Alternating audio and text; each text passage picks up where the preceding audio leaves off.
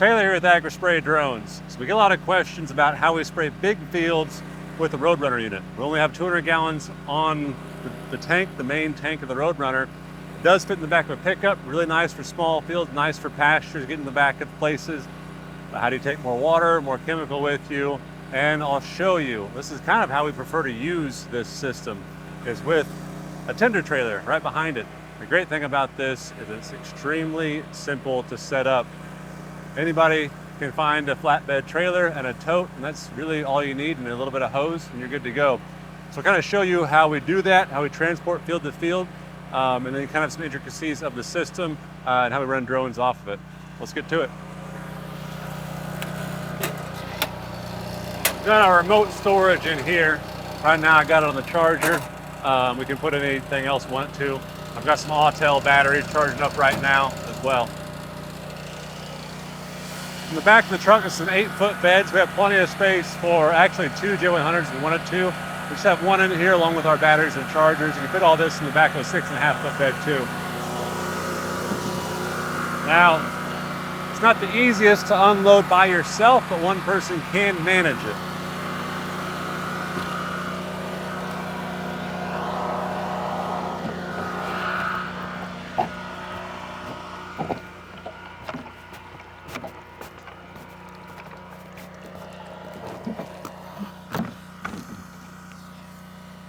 All right, I'll grab a battery and grab my hose, and we'll fill it up and get everything set up to start spraying. We've got a 50-foot hose reel, and this is pressurized all the time. So the pump is right now running with the generator. It's pressurizing this hose, and it's recirculating. It's just water in here right now. You can see I've got pressure at all times, and it's recirculating inside the main tank. If you have chemical mix up, it keeps it agitated. These hose reels are very high quality hose reels. They use all stainless steel, so they won't corrode. Lock it in place with a fresh battery.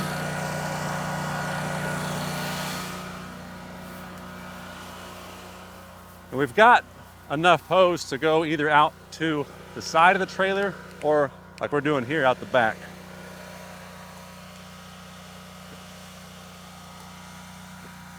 Make sure when you put your batteries in your J100 that you seat them all the way down. While that's powering up, we'll go ahead and unfold. Bottom arms first, the top arms, latch in place. Always want to make sure when you're latching, make sure you hear that pop. If you don't, this turnbuckle here will need tightened or actually lengthened, and then that will put a little more tension here. But that pop's what you want to hear. Don't want too much tension, but enough to where you feel it came over like that. And always check my props, check my motor mounts, check my arms. This is every time you fold and unfold, especially at the beginning of each day, because things do loosen up over time with vibration, especially on your arm bolts. There's a lot of vibration, a lot of weight carried by the arms and the motors. And so these here, these top ones, that's typically what you want to look for here and right there. As long as these are good, as long as motors and the props don't have a lot of play in them, they don't just spin out freely, then you're good. And make sure you lock everything in and double check all your arm locks. We have had a few people who fold out, leave it like that. They get a warning on the remote, but they override it and it lets them take off. So double check your arm locks, otherwise it's kind of a bad day. Okay, everything is locked in. We'll go ahead and fill our tank. The pump on the RoadRunner is 50 gallon per minute, but it's recirculating right now as we're pumping out the hose here. So we don't have 50 gallon per minute out of the hose. We have about 20. We'll fill our tank in about 30 seconds or so. So you can fill your tank and swap battery at the same time between cycles. You can actually, you put a banjo fitting, a female banjo fitting here, 3/4 inch. RoadRunner comes with that on a bulkhead. And then you can lock this on there, clamp it in, and then it's a hands-free operation. The scale on the J100, or the tank on the J100 actually has scales on it on 4 corners, so it does volume by weight. So right now the remote's telling me how much volume I have. That's calculated based on the weight. The pumps are impeller pumps capable of 4 gallons per minute with a 2-nozzle setup, and 6.4 gallons per minute with 4 nozzles setup. Right now we just have 2 nozzles set up.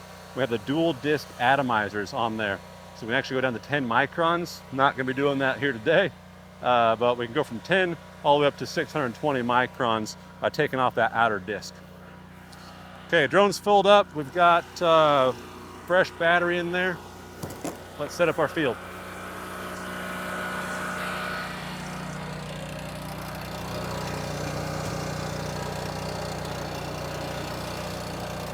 All right, I've got my flight screen booted up here.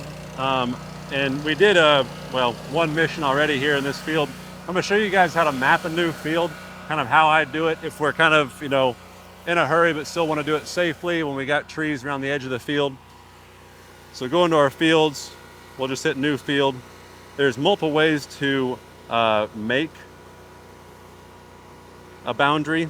You can use this drone, you can use a mapping drone, you can just use satellite imagery like we're doing today. You can use a mapping tool, you can use your phone and a computer on the EA Vision app, all sorts of ways. But it's all point-to-point based mapping. And the toughest part when you have trees like this is you want to get really close to the trees, but you also want to stay far enough away, if you're mapping on satellite, that you're not going to get too close to the trees, because that can make for a bad day or a lot of time navigating around trees. So we're going to switch over to hand draw. We're going to start creating our points. We're going to try to stay away about 30 feet from these trees. So you can see here we can use our crosshair and our measuring tool to stay between 30 and 50 feet away from these trees. And this, we're not actually trying to spray this field today. If we were, we'd stay about this far away. And then we would use a manual pass around the outside.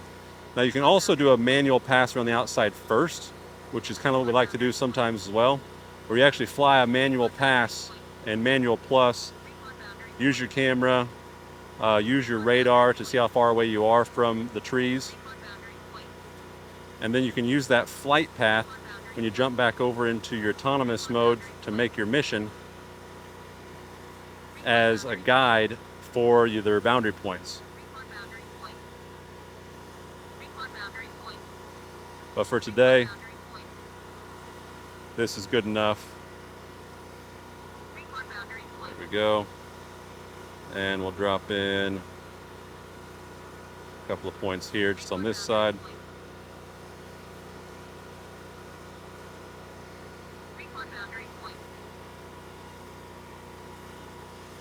All right, so there's field made. Of course, we would mark out all the top if we wanted to actually cover the entire field.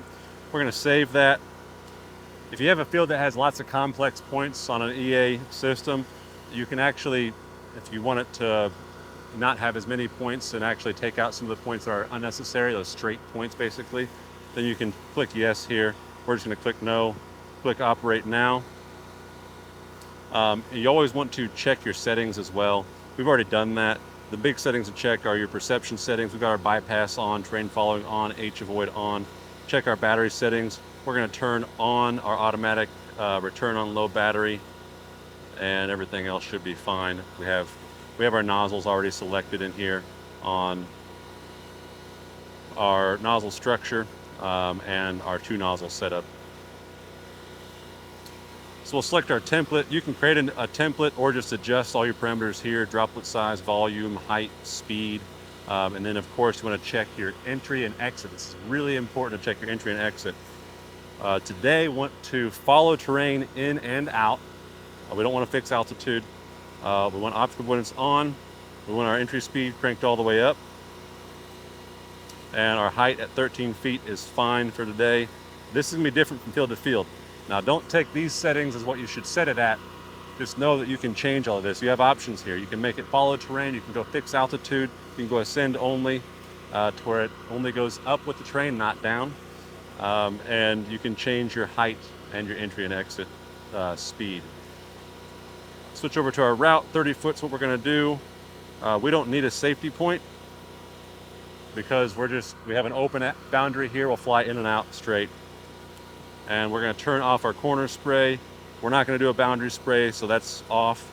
And we can change our route direction, but it does it automatically for us. In this case, it is the most efficient way, so we're going to leave it.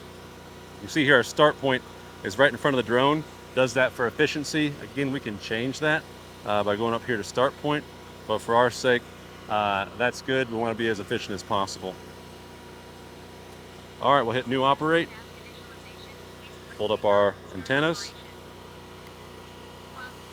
Flip back over to our auto switch. We're ready to go. So we're gonna hit takeoff and just confirm everything's good to go before we actually swipe right. Yeah, so here we have air in the lines. So we can clear the trapped air by clicking here, or we can go back to our settings and ignore that. We'll just clear that real quick. Just gonna dribble a bit out, make sure those pumps are clear. There you go, pumps are clear now. Hit confirm. Now we're good to go. Always a good idea to back up. This is way too close to launch this drone. Want to make sure there's a barrier between you and the drone whenever you take off and whenever you land. Want to make sure that your eyes are on the drone, hands on the remote, you're watching it all the way in and all the way out. All right, we're good to go. I'm going to swipe right. Just going to take off autonomously.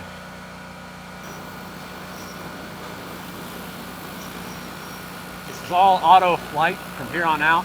I can take over manually if I wanted to, but letting it fly automatically really is the most efficient way in most cases, so long as there's no obstacles between you and the field, and so long as the drone is staying safe and you're staying safe. All right, it's doing its job here. So now our job is to check our batteries, check our pump, check our chemical, and make sure we maintain line of sight. That's one of the nice things on the RoadRunner, is it is a versatile system, very small, fits in the back of a truck, but you have a platform to get up on top of if you need to keep line of sight. In this case, we do.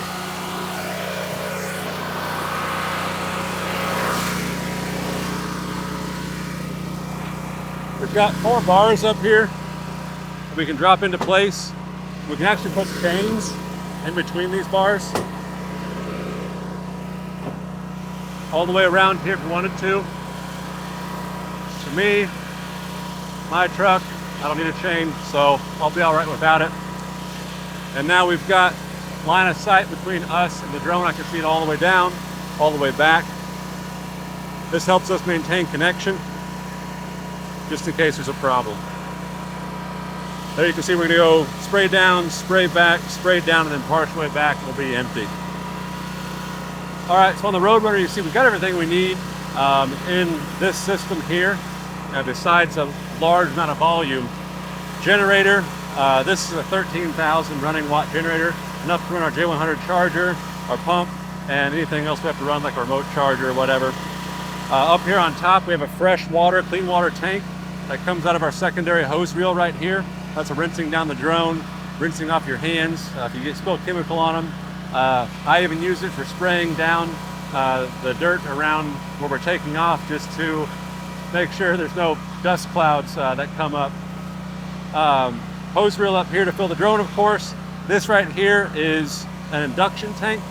If you want to dump in granular material, like granular herbicide or whatever, then you can dump that in right there, and you can induct it into your big tank. And then you can switch your pump outlet. You can rinse it out too. Then of course we have our box here for battery storage, remote storage, anything else. These turnarounds are real efficient on the J100. So on the drone here, we can change a lot of stuff when it's on the ground or when it's in the air. Like right now, if I come in here to my operate screen, click on my settings, I can change my micron size. I've only got 10 to 150 because we have those small atomizers in right now. I can change my volume, my speed, my height. I can go to 20 feet if I wanted to. Hit confirm. There's going to transfer it over to the drone. There you see the bottom of my screen. My height just jumped up to 20. It was right around 12. and our empty tank icon is dynamic. So if we change our volume, and if I go to 3 gallons per acre in my operate screen, hit confirm, that's going to start moving back my empty tank icon. So you see it just jump back. On the bottom of our screen, we've got our radar. You can see we're down at the end of the field right now, and you saw a little bit pop up on the radar there that showed that there was a tree kind of behind and in front of the drone as it turned around. And then next to our radar here, we actually have our LiDAR, which does our terrain following, and that shows us our horizontal obstacle and terrain detection. We're going to jump our height back down to our 12 feet. Again, we are just spraying water today. We're not too concerned about drift or height or coverage. There we go. Drone just ran out of chemical, water in this case. It's going to return to home automatically, but it pops up with that screen to let you know that it's coming home. It does an auditory alert as well. And it's going to follow the terrain on the way home as well. All right, we're going to jump back down and get ready to land. Now normally I would keep landing it back on the ground there and keep refilling and swapping batteries back there. But I'll show you guys how we actually land on the trailer and move from field to field. So we'll get our hose out of the way, and we'll take over manual control whenever the drone makes it close. So it's going back to the home point, which is just behind the trailer. And once it gets close, then I'll switch it into manual. Right there, I just switched it into manual. And this is where it pays to kind of practice manual flight, especially when landing on a small trailer like this.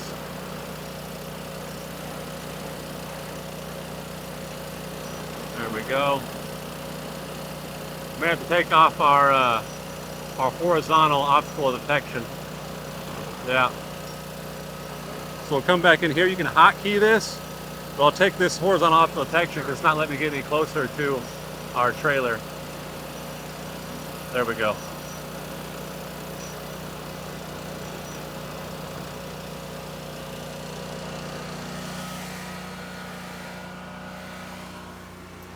Now, if we're just going a short distance, we don't worry too much about locking our arms in. We'll just leave our arms out like this. If we're going down like a field road to get closer, we'll actually just leave it unstrapped just to move down the field. But if we're going a bit longer, but still not really on a highway or anything, we'll leave our arms unlocked or arms locked in.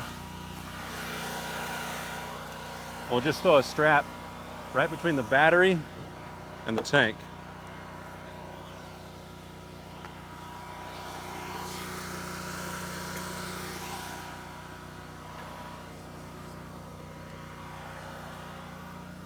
Right there. That's going to put pressure on the frame, not on the tank, not on the battery. Going to push down the landing gear. It's actually the same spot that we go with the strap. If we have our arms folded in, we just go over the arms, not over the props, where you go in the same spot.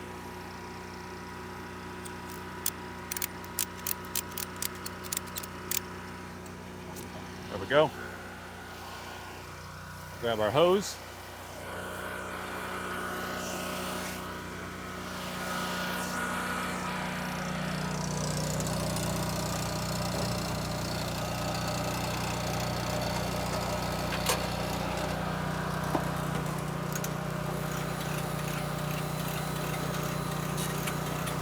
This hose auto retracts. It's got quite a bit of tension on it.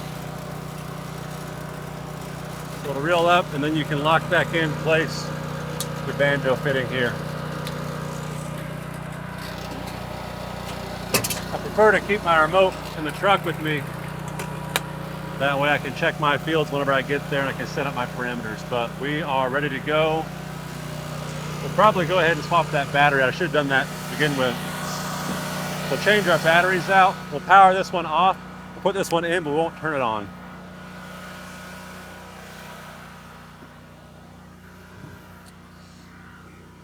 Make sure you power the battery off before it comes out of the drone. And I like to transport the drone with the battery in it. if we're going down a gravel road especially. Even rookies make mistakes, or experienced guys make mistakes there, but you see it wouldn't let me push it all the way down. We'll leave that off until we get to the field. The internal battery will keep our GPS position and everything like that about 10 minutes. All right, we'll throw this one back in the charger while we travel down the road.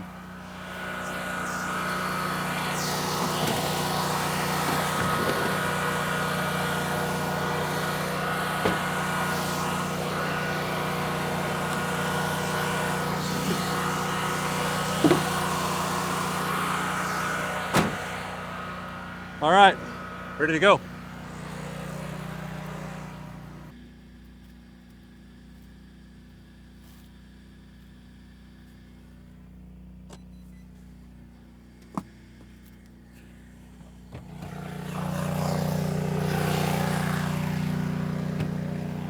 All right, back at the next field, you can see on our screen, we still have our 28 satellites because we have an internal battery inside our CPU on the drone. Grab our hose, our pump still on, still putting pressure to our hose.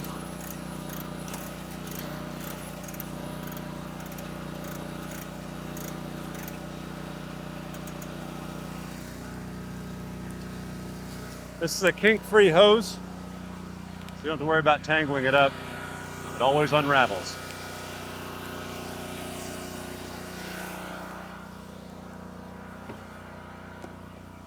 Go ahead and power our drone back up on our main battery. Fill our tank.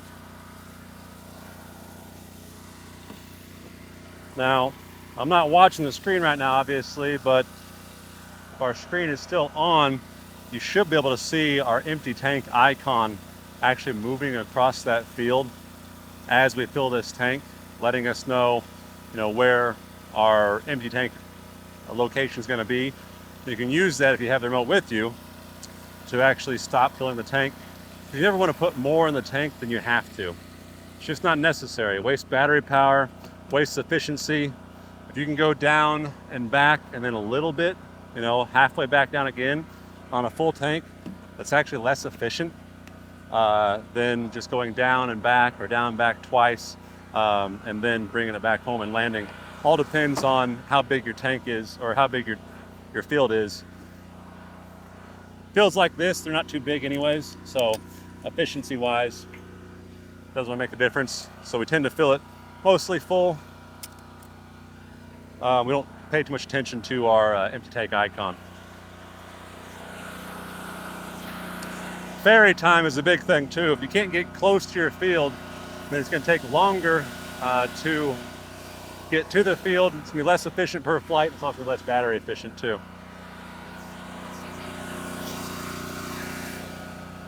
All right, now we just went down our haul road here. So we were down here, now we're up here on the screen. And we've got system ready, we're good to go. You can see we emptied out down here, but if I hit takeoff, hit confirm, it's gonna give me a new location to start spraying from, which is closer to us. So I can either exit out, go back where we left off, or I can hit my check mark. That's gonna put us back on the close side of the field. Ready to take off. Again, we'll get back out of the way of the drone, make sure we got plenty of space between it and us. Eyes on the drone, hands on the sticks, swipe right. Probably gonna be pretty dusty when it takes off here.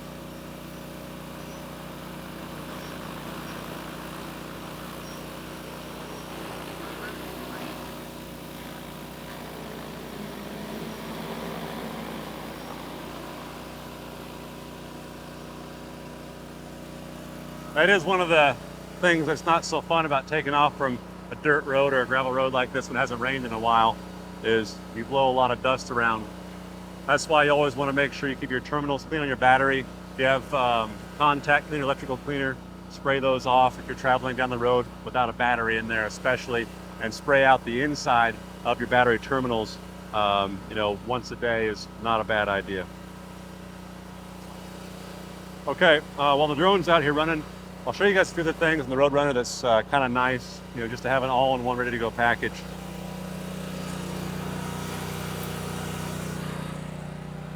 So So I said we have a fresh water tank. That's because our main tank is always going to be full of our hot load or hot mix, chemical being agitated. We have 30 gallons of fresh water up here, again on a hose reel. This is a Flexzilla water or garden hose, and we'll check, make sure our pump's on.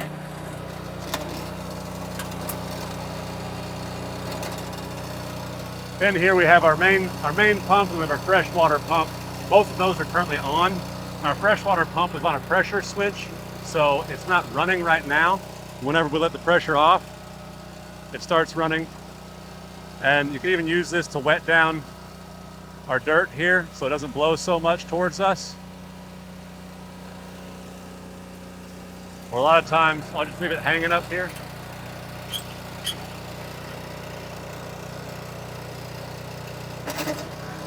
And then we can use it to rinse off hands, drone, gloves, boots, whatever, eyes. Really nice to have fresh water, especially pressurized fresh water on a hose reel that you can reach back to the back of your trailer, back behind the trailer, and rinse everything off. Keeping things clean is really important. On the back of our RoadRunner, I kind of modified this one a little bit. You see we have our cage tank here behind me, which has got clean water in it. And then I've taken our auxiliary tank or our inductor tank, and I've actually put a valve on it, the banjo fitting. And then here we have another banjo fitting, which can connect right there to suck out of this tank for inducting in chemical, or we can use this and a hose going to our refill tank, and actually use the same pump to refill our chemical tank on our RoadRunner. This turns a 200-gallon unit into about a 450-gallon unit, or however much fresh water you have on your trailer. Really nice for not just refilling, but you can actually have different mixes. I can have a different mix in here, different mix, another one behind that, different mix in the unit itself. And then you wanted to get back to the back of a field. Dragging a trailer with the weight and everything is not always the best thing to do. So we can unhook this trailer and drop it on the side of the road, edge of the field, and just drive the truck back there with everything we need in the back of the truck, including the drone itself. We've got our pump mounted underneath, and it's actually a continuous duty cycle pump. So it's got, it's got continuous duty cycle run all day long.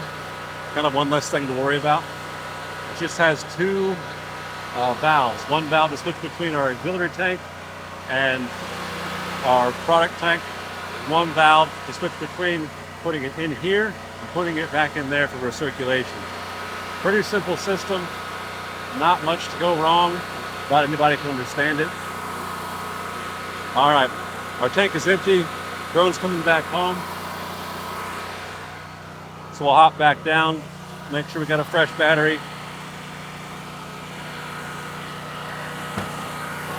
Looks like I forgot to plug one in.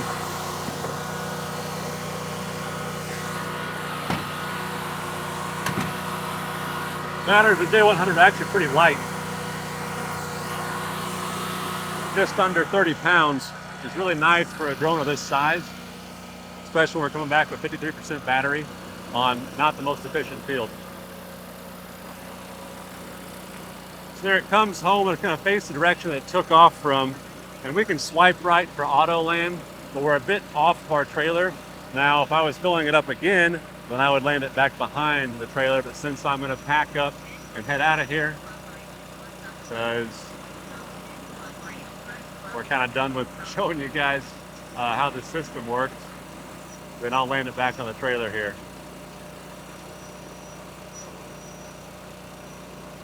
First time, got it. You can land on top of a tote, it's just a little more sketchy than that. All right, that's kind of about it when it comes to running a J100 on a RoadRunner with a trailer set up. This is how we operate a lot of the times, especially if we have a day where we're going to have some fields like this where we can get to, but back behind that barn back there, we have more to get to, and there is no turnaround back there for a trailer. So we can drop our trailer right here, pack our drone in the back of our truck, or actually fly the drone over from here to behind the barn and land it once we get over there, and then start from there. Really nice to have that versatility, which is kind of what I like about the RoadRunner. Tall trailers, flat deck trailers are really nice for a lot of fields, big fields, tall crops, but having the versatility, having a system ready to go that you can throw in the back of the truck, take out, and still have your pickup is also nice. So I think that's about it. I think I showed you about everything that we use this system for. If you guys have questions on a RoadRunner, on a J100, you want to see how the system works for yourself, let us know. Happy to help. Thanks.